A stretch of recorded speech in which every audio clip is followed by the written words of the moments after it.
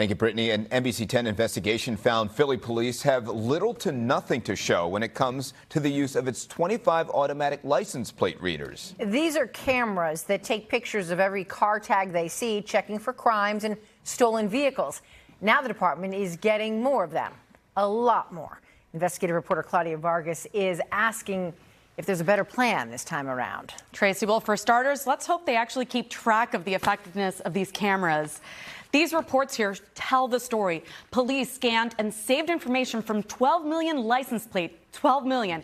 Yet it's all zeros for the number of tags recovered, the number of arrests.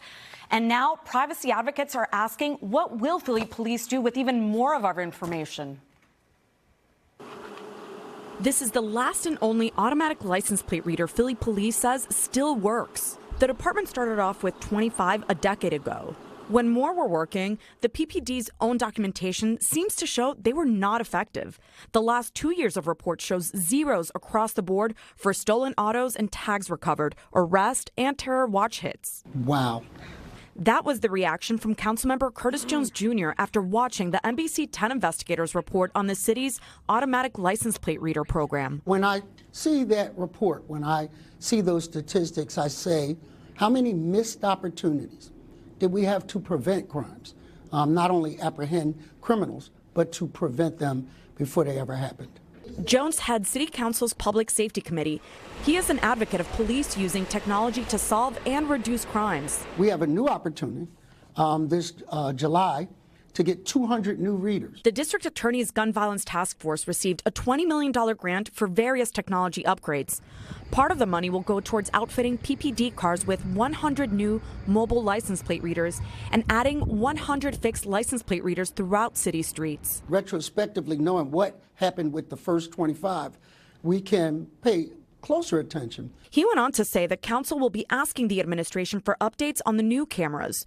Those are expected to be rolled out in January. Thanks to your reporting, we guarantee you we will ask the question. Because Philly PD did not track the outcomes of the license plate reader alerts, it's hard to gauge their effectiveness. Philly PD says the previous reporting mechanism did not accurately reflect what ALPRs can do. The department previously told us in a statement that the new ALPR system will allow for better record management of data captured. While legislators are concerned about getting data that shows whether license plate readers work to reduce crime, some civil liberties lawyers are worried about just how the government is using that license plate information. It shouldn't be controlled by the police. It should be controlled by an ordinance passed by City Council that requires them to come to City Council and answer for the statistics that are gathered. Paul Hetznecker is a criminal defense and civil liberties lawyer. He also teaches a course on surveillance at Arcadia University. This technology is a way in which they can track the movement of people through neighborhoods, through their communities, and essentially use that information to gather intelligence and then track people. And that's a grave concern.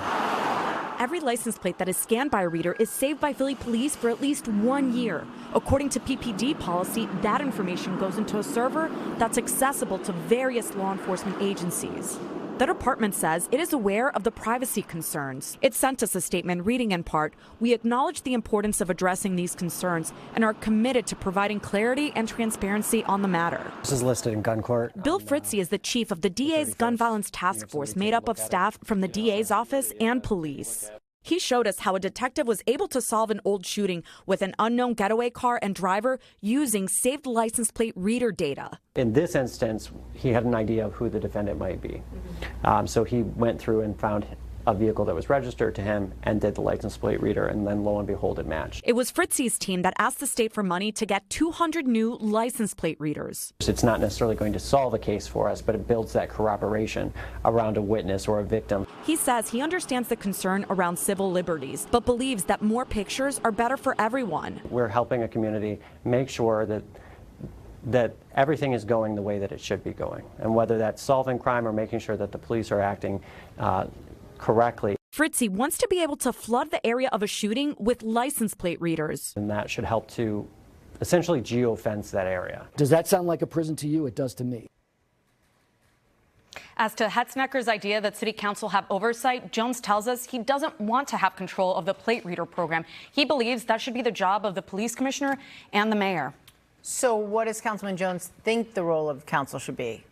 So he says they control the purse strings. So he wants PPD to come in for budget hearings and brief them on how the plate readers are doing, whether they need more or less of them.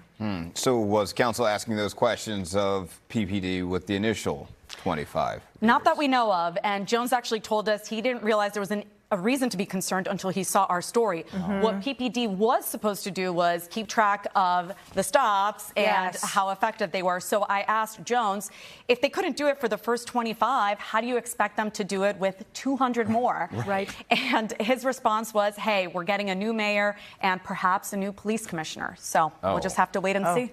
We'll see. Very interesting. All right. Thanks, Claudia. Nice report there and for digging deep into that. Thanks.